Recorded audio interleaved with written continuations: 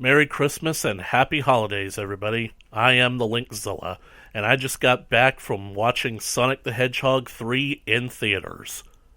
So, how do I find Sonic 3? I'd say that it's really good, but I liked Sonic 2 more.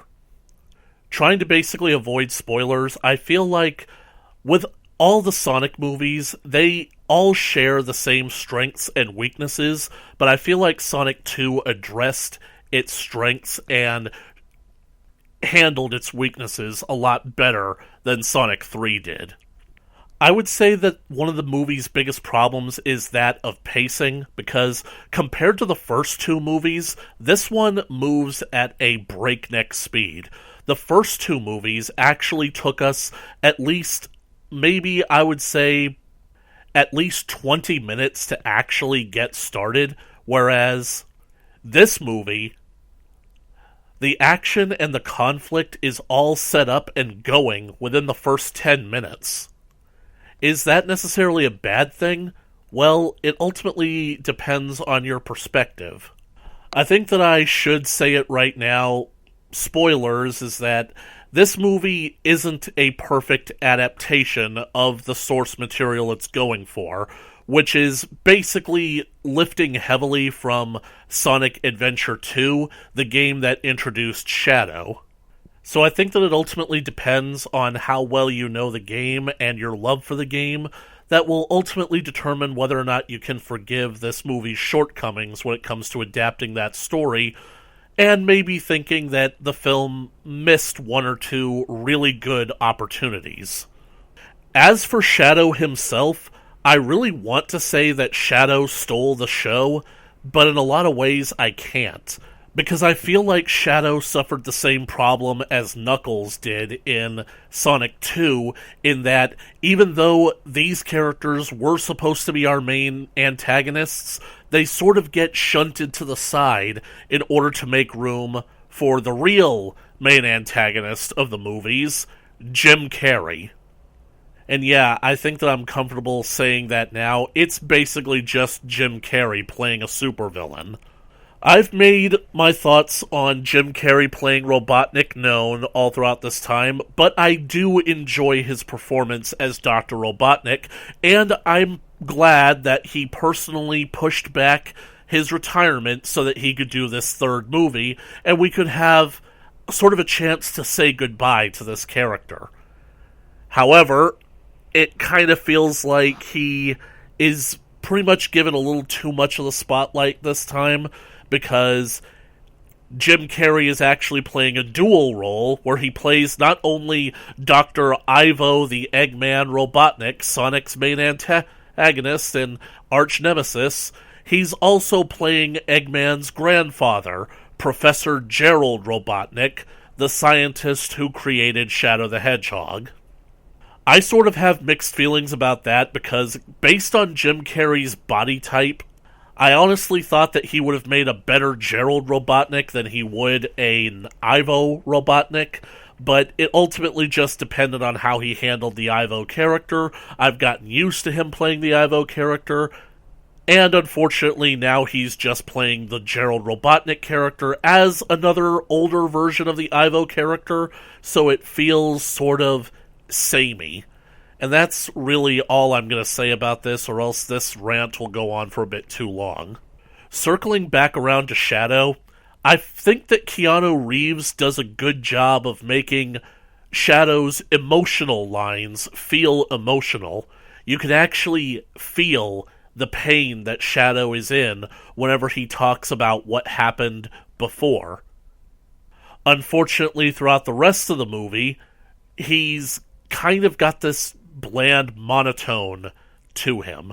Now, don't get me wrong, Shadow is a character of few words and is very reserved and is very brooding, but that's kind of the incarnation of Shadow after Sonic Adventure 2. That's the Shadow that Shadow became when he was reintroduced in the franchise in Sonic Heroes. And the truth is, the Shadow that we know from that game onward is a far cry from the Shadow we were introduced to. Period. I'm not going to try harping on this, but Shadow from Sonic Adventure 2 was actually a bit more sarcastic, a bit more dramatic in how he presented himself and delivered lines, and way more villainous. Shadow in Sonic Adventure 2 honestly comes off like a trickster demon. Someone who is happy to let you go along with your evil plans, making you think that you're in charge of everything, only to slowly lead you into his web where you realize that you're under his control. And that's ultimately what I feel is sort of the problem with this movie, because the way that Shadow is portrayed, it was a foredrawn conclusion that he was going to be a good guy by the third act of the film.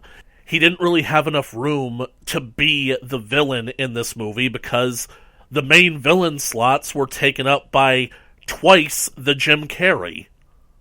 It's kind of the same with Knuckles. The movie gives it away too early that Knuckles and Shadow both have hearts of gold, and they're really just either misunderstood or they're misguided, and that Sonic is eventually going to come to terms and make peace with them, and they're going to team up in order to win the day at the end. With Shadow, I felt like there needed to be a little bit more conversation there.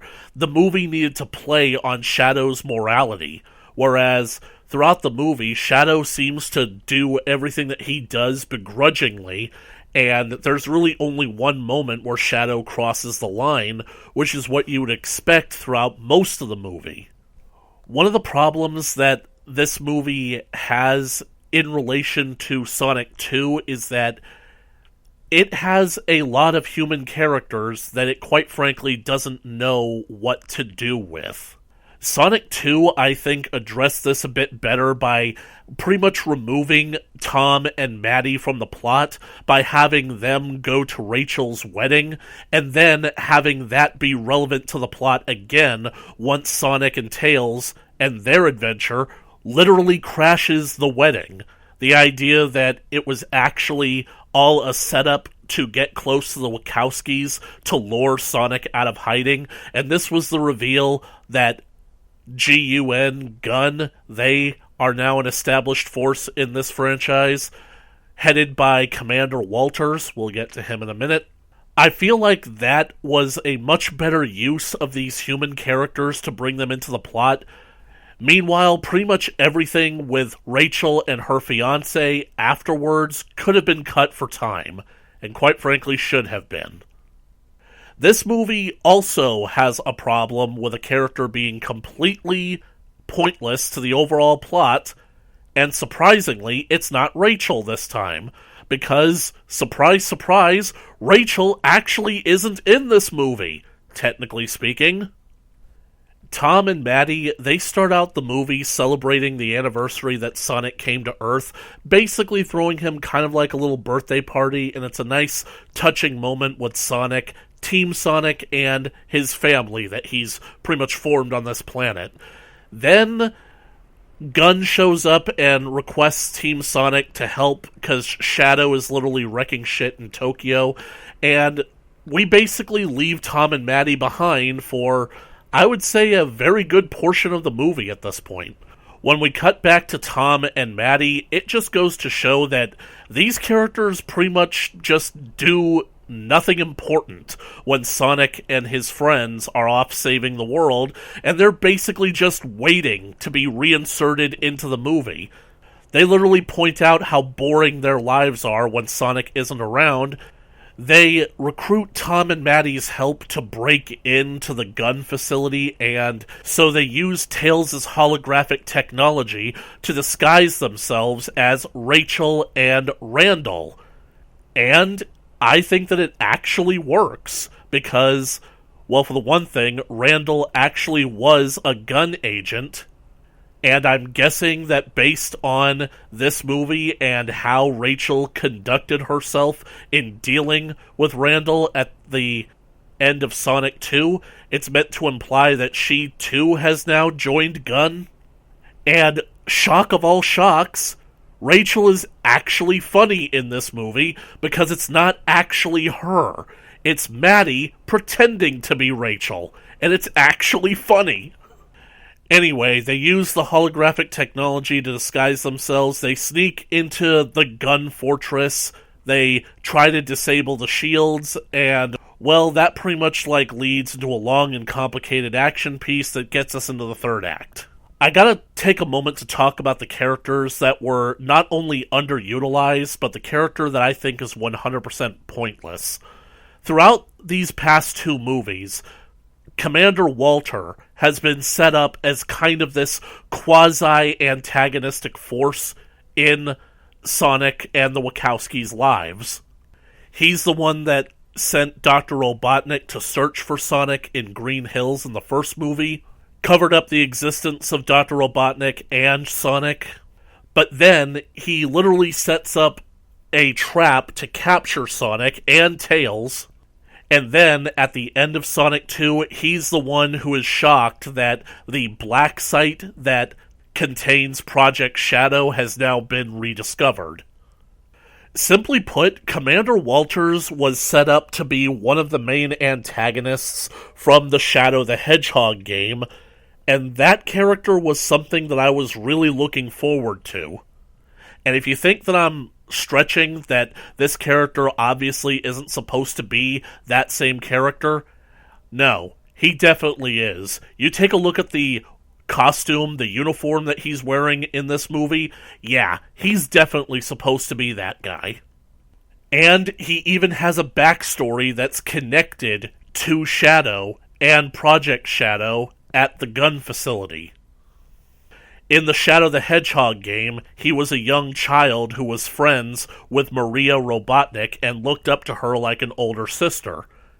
In the movie, he was actually a young gun officer who was friendly towards Maria and actually tried to prevent her and Shadow from being killed when they tried to escape the facility. In a lot of ways, this was an important character that meant a lot to Shadow's backstory, and he's killed off in the first act of the movie. Yeah, he literally has one scene where he meets with Team Sonic at a Chow Garden restaurant. He hands over one of the two keys to the Eclipse Cannon and just dies. I'm sorry, but that really was a waste of this character. And in a lot of ways, the movie agrees with me, because you remember how I mentioned that Tom and Maddie get access to Tails' hologram technology? Well, to make a long story short, during the end of the second act, Tom uses the technology to disguise himself as Commander Walters and gets the second of the two Eclipse Cannon keys in order to keep them from falling into the wrong hands. It was a clever ploy, except at that point, Shadow shows up, and he recognizes Commander Walters as being one of the people that he wants to get revenge on. So, not realizing that it's Tom in disguise, Shadow basically attacks Tom, thinking it's Walters, and nearly kills him. And this is what sets Sonic off for his quest for revenge for the third act. Yeah, a running theme of this movie is kind of close to the Sonic Adventure 2 story, where if you let your pain overwhelm you, you'll be consumed by a desire for revenge, and it will change who you are. So, Sonic starts dealing with that in the third act. But I feel like that was a good use of Tom's character, but I really wish that the real Commander Walters could have been in on this, because I feel like there's a lot more conversation that needed to be had with his backstory and Shadow. Then there's the character that I feel is 100% worthless to the overall plot, and I can't help but wonder, who is this character and why are they there? Yeah, throughout the last two movies, Commander Walter has been in charge of Gun, and yet for some reason in this movie he's no longer in charge of Gun. Instead, there's this female character by the name of Director Rockwell, and she is now the liaison going to Team Sonic asking them for help, and this is just typical, stereotypical military woman with a stick-up-her-ass character. and I feel like she serves literally no purpose. She's basically the Rachel of this movie. If you were to cut out all of her scenes and all of her dialogue, there would largely be nothing different about the movie. So you remember how I mentioned that Commander Walters is killed when he's meeting with Team Sonic at a Chow Garden restaurant? Well, Director Rockwell and her gun agents show up after Sonic and his friends have left and only find Commander Walters' dead body and his missing Eclipse Cannon key, and a little piece of evidence that showcases that Sonic and his friends were there, so she immediately assumes that Sonic and his friends killed the commander and took the key, despite the fact that there are literally Eggman drones lying about the area. Seriously, does this woman have absolutely no critical thinking skills? So, she literally declares that Sonic, Knuckles, and Tails are guilty and immediately begins a manhunt for them, all so that the film can have an excuse as to why Team Sonic isn't working with Team Gun, and so that there can be artificial conflict. So like I said, the Eclipse Cannon needs 2 keys in order to activate. The second key is located in a high-security vault inside Gun headquarters in London, and because all the characters in this movie are complete idiots, Team Sonic decides that it's a good idea to break into the gun facility and steal the second key themselves to prevent the 2 Robotniks from getting it, instead of, just going to Director Rockwell, telling her that Dr. Robotnik is back. He's teamed up with his grandfather, Dr. Gerald Robotnik. They're coming to steal the second key to the Eclipse Cannon. I mean, I really hate to say this, but this really is one of those movies where a lot of trouble could have been avoided if the characters just talked to each other. But then we wouldn't have a chance to have really cool action set pieces. The problem that I have with Director Rockwell is that she's one of those bait-and-switch characters.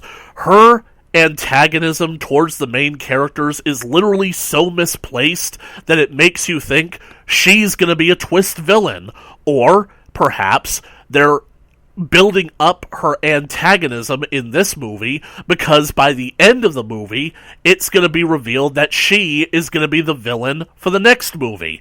Kind of like General Holdo from The Last Jedi, where she was acting as such a pretentious and smarmy bitch to Poe that you immediately think she's the First Order spy and she's how the First Order has been tracking the ship.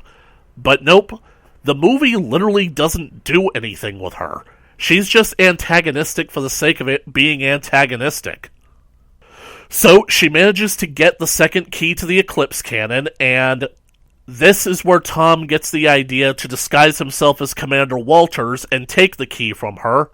And you can tell that her dialogue was written to be slightly suspicious, because she's confused by the fact that Commander Walters is still alive, and her first priority seemed to be getting her hands on both the keys to the Eclipse Cannon throughout the movie.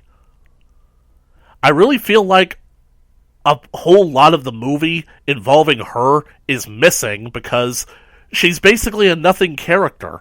It feels like a lot of her scenes were removed. Speaking of things that were removed, I feel like Shadow's backstory is missing a few pieces. Hopefully things that they can address in a future movie, because let's face it, even though Jim Carrey might not come back for another one, they're gonna make another one of these movies. Simply put, here's something that I both like and dislike. In this movie, Shadow wasn't created by Dr. Gerald Robotnik to be the ultimate life form. Shadow, instead, crash-landed on planet Earth inside of a meteorite. A meteorite that looks kind of Black Armsy. It's almost like Shadow fell to the Earth from a black comet. Huh? In the scenes where Shadow is bonding with Maria, he says that he has no idea where he came from or what it's like, so I think that they might be teasing the idea that Shadow was created by the Black Arms. So I hope that Shadow gets his own Paramount Plus spin-off series that kind of explores this story, kind of like how Knuckles did it, because I feel like it's so much story that they probably can't cram it into just one movie. The reason that I don't like this is because it pretty much robs Professor Gerald of any chance at posthumous redemption, because from the Shadow the Hedgehog game, it was revealed that Gerald Robotnik intentionally created Shadow to be the guardian of the Earth against the Black Arms, a weapon that would turn their own power against them, and that Shadow would use the Eclipse Cannon to destroy the Black Comet. So, there's basically zero chance of that happening in this franchise, especially with how badly Professor Gerald was character assassinated in this movie, but I really don't want to talk about that. Like I said, there are pieces of Shadow's story that are missing, because when we first get the backstory from Walters, he basically says that Shadow's power was too great to control, and there was an accident that destroyed the lab, and that Professor Gerald Robotnik was held responsible for it, and Shadow was put into stasis.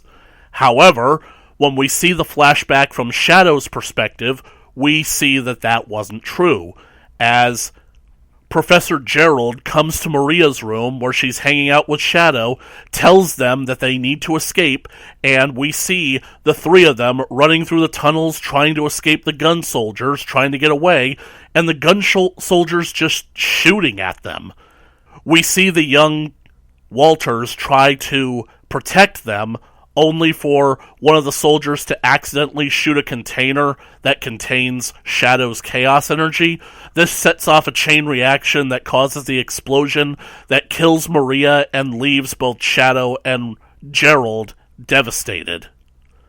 So the question is, why were they trying to run? What were they trying to escape from? I honestly kept expecting at any moment that they would reveal that the reason that Gerald wanted to escape was because he wanted to take Shadow's power for himself and use it to basically take over the world, cementing that he's this irredeemable evil villain. And I'm surprised that the movie didn't do that.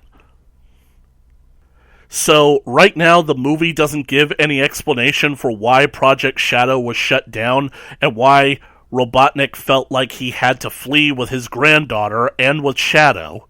So all we can really go on is the evidence that we get from the games. That the government got nervous and decided to shut it down and pretty much erase everyone who was involved in the project.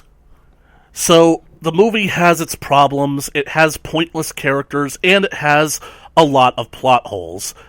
But like I said, I feel like the biggest problem of the movie is pacing, because even though it moves at a breakneck speed, I feel like the first two acts, there's not much that actually happens that wows us. It feels like the scenes in which Team Sonic interacts with Shadow are a bit too short and a bit few and far between, because Shadow is being pushed to the side so that Jim Carrey can basically act as both Dr. Robotnik and Professor Gerald, and pretty much by the third act, the Robotniks have pretty much taken over everything, and Shadow is literally left behind with Agent Stone for almost a good portion of the second act. It's kind of frustrating.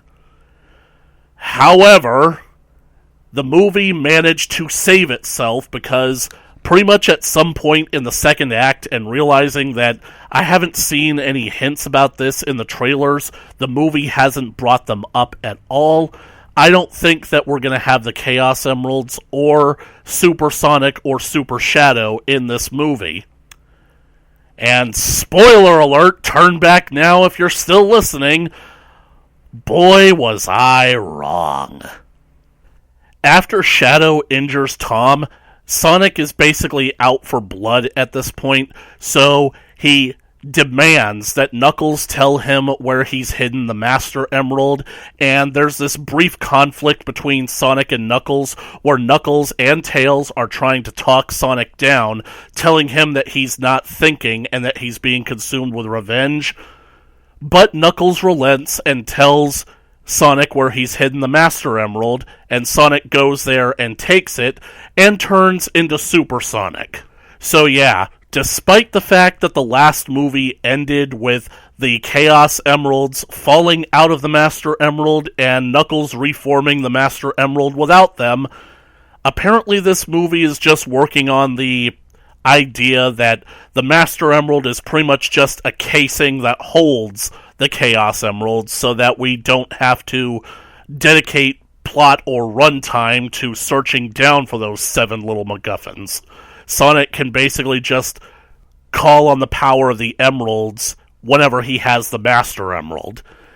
But we get Super Sonic again, and I was hyped for it, especially because this movie kind of does something that all of us who know a little bit about the Sonic lore have pretty much suspected for a while. This movie definitely showcases that Shadow is indeed not only more powerful and faster than Sonic, he's more powerful than Super Sonic. When Sonic goes to fight Shadow in his super form, Shadow literally hits Sonic once, and it knocks the Chaos Emeralds out of him. And then we get this really great dramatic scene of both the Hedgehogs rushing towards the Chaos Emeralds, trying to get to them first. They both reach them at the same time. The movie focuses on Sonic becoming Super Sonic again, only to pan over and reveal we got Super Shadow. We finally get the battle of the Super Hedgehogs. It's honestly been a while since I've watched Sonic X, so I'm not quite sure if this movie does this fight better or worse than how Sonic X did it, but you believe me, I was hyped. Surprisingly, however, Super Sonic ends up winning this fight and manages to beat the Super out of Shadow and actually pins him down, and Shadow basically tells him to finish it, only for Sonic to realize that revenge is corrupting him, and he's not a murderer. So, he calms down and lets Shadow go. They have their heart-to-heart. Shadow realizes that he was wrong, and that Dr. Gerald Robotnik needs to be stopped. So, they decide to team up to go stop the Robotniks once and for all. And here is the point where my inner child just exploded with glee, because when Sonic and Shadow basically go super together, we see the Chaos Emeralds floating around them. Yeah, the movie starts playing Live and Learn. Oh my god. I was honestly a bit disappointed because the crowd that I saw this movie with wasn't nearly as excitable or filled with Sonic fans as Sonic 2 was, because I was pretty much the only one in the theater that appreciated these scenes. Whereas with Sonic 2, all the references to the games and all the lore, and especially when Super Sonic was on scene, the theater erupted into cheers and applause, so I was kind of disappointed that I was the only one that recognized how big this was this time. But the fact that they actually used Live and Learn in the movie, God, that was so great. That's pretty much all I really wanted to talk about, because the movie, it did have its lows, but its highs, I feel, more than make up for it, and it really kind of does carry you along to where you don't really notice the mixed quality of the first 2 acts of the film, and it definitely ends off on a high note. And of course, the movie does have some post-credit scenes. I'm actually not going to spoil them for you. All I will say is that the post-credit scene, the first one, it feels almost like an extended preview of Sonic 4.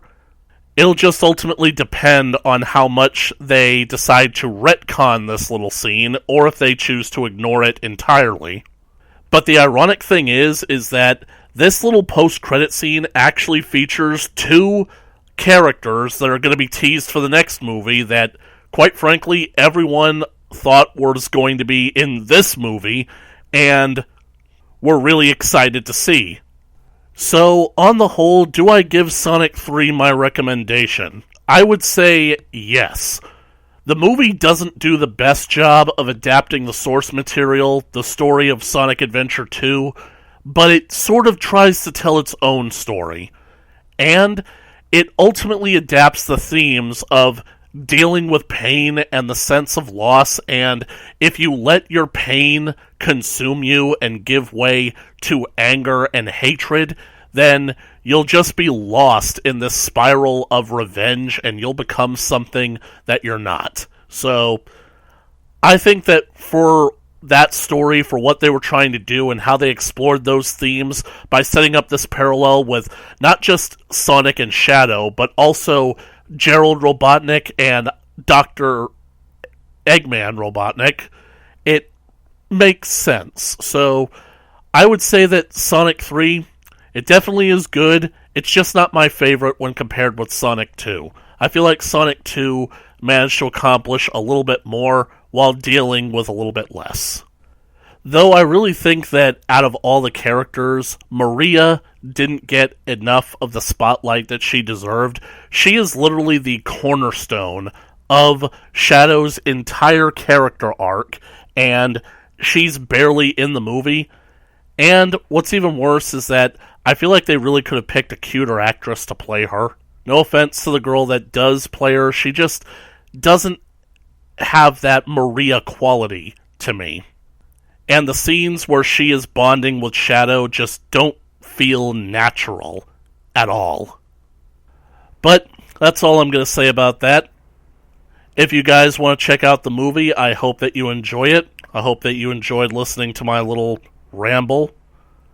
Hope that you all have a Merry Christmas and a Happy New Year. And I'll catch you guys in the next video. Later.